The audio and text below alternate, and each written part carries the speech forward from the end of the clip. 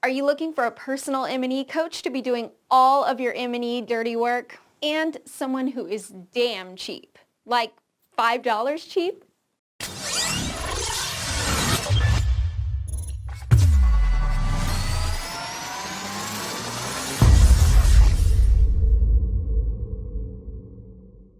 Do you want to access M&E constancy for only $5? Monitoring and evaluation, which is also known as M&E, is all about understanding where you are, where you want to be, and how you're going to get there.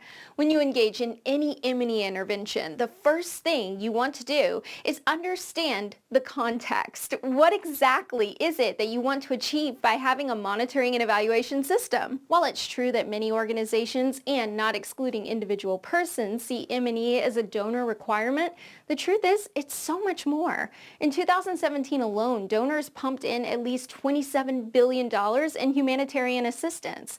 That alone was a huge, generous commitment, but a tough call, especially if such monies are not accounted for. That's why monitoring and evaluation is important. It bridges that huge gap that gives you the information you need to know about project success. In years to come, M&E Made Simple will embark on a global mission to become an international watchdog in order to give everybody affected by a project or program to become whistleblowers in the management of funds. M&E Made Simple realizes the key importance that monitoring and evaluation plays in the lives of above 1 billion people worldwide, which is why M&E Made Simple has taken the next step to offer expertise in monitoring and evaluation on any topic of your choice. It can be any topic in M&E or project management of your choice, such as undertaking a baseline or evaluation, research, log frame development, and so on. And guess what? All this is only for $5. In order to access this service, simply register a Fiverr account using the link below. This is the first and most important step. Afterwards, use the link that follows to access the service for only $5. This service is open to students, organizations, lecturers, and any other person around the globe. That's all the time we have, and see you on the other side.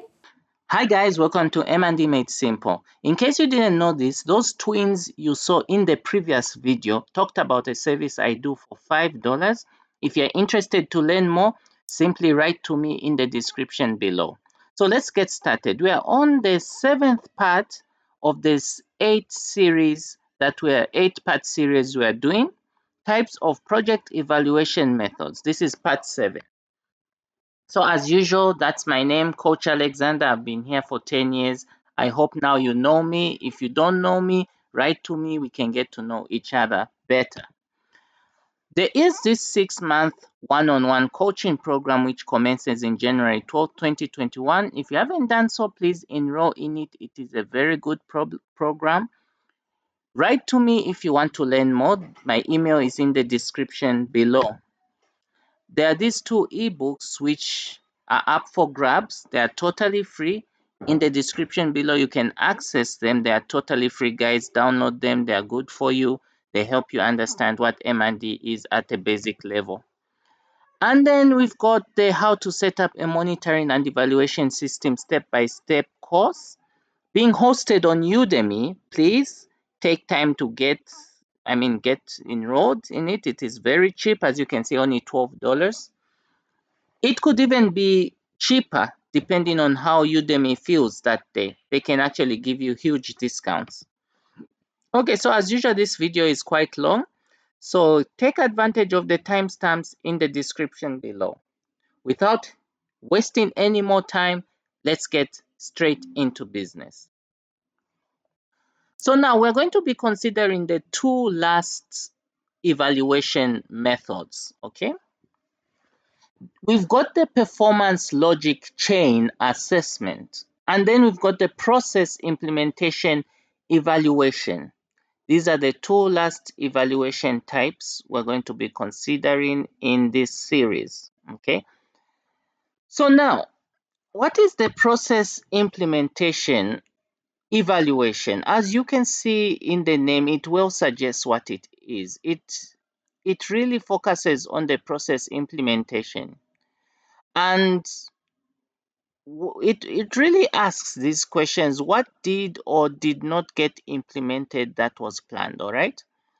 So what you're simply trying to do really is, when your project is running, you obviously had those plans, but the issue is that you want to understand what went well, what had been planned and what had been implemented. So in the process of trying to understand those things, other things pop up, I mean. You've got establishing, you need to establish how much costs were incurred, what was the staff capacity and capability, how were the financial resources utilized, how did the staff work, was there political support or stakeholder support, things like that. All these things actually help you fully understand what you achieved compared to what was planned. And then, it's also about you understanding during the implementation phase what outcomes emerged. Okay? You also want to establish that. So, when you do this kind of evaluation, okay, especially if it is done midway the project, you are going to be able to take corrective action well in advance because you understand that, okay, for instance, you planned something, but it is not being implemented as planned. You look at the costs, you look at staff capacity, financial resources, all those things combined, and then you're able to see where the problem is. Could it be that the current staff you have lack capacity in a certain area? If it is found to be true, then the corrective measure you do is to build capacity to help these staff do the right thing. And that is the corrective action we're talking about. So now, what is the performance logic chain assessment? We looked at the other one, now we're looking at the logic chain assessment. So it is used to determine the strength and logic of the causal model behind the policy, program, or project. So now this is very interesting. I like this so much because logic is really the key. How do the activities we do lead to the outcome we want to see? Very important. So we want to determine the strength of that. So we really need to look at,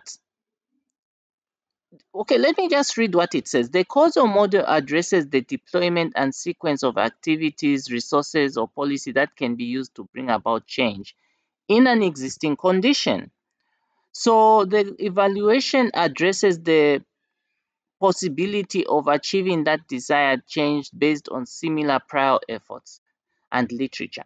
So you look at, you evaluate, you have a project already, but you look at past literature to determine whether indeed this logic is going to bring about the change that you want. So now, when you're attempting to do that, you are simply determining, you're simply assessing the present effort in comparison to the past. Okay. And then looking at the past, looking at prior experience, it's going to tell you, give you an indication of what you would expect in the future. So it is such a nice evaluation because really it gives you an opportunity to strengthen the design of your project. So that when you see that, okay, looking at prior experience, this cannot be achieved, you're going to make some corrective adjustments so that you can ensure that your project becomes successful. Okay, so those were the two last types of evaluations, and I have to tell you this has been really an enjoyable series for me.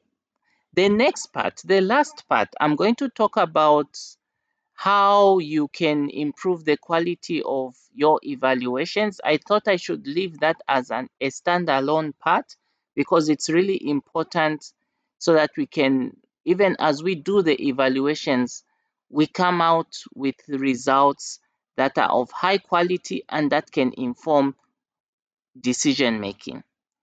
Until we meet again, I've been your host, Coach Alexander, and see you on the other side. Bye.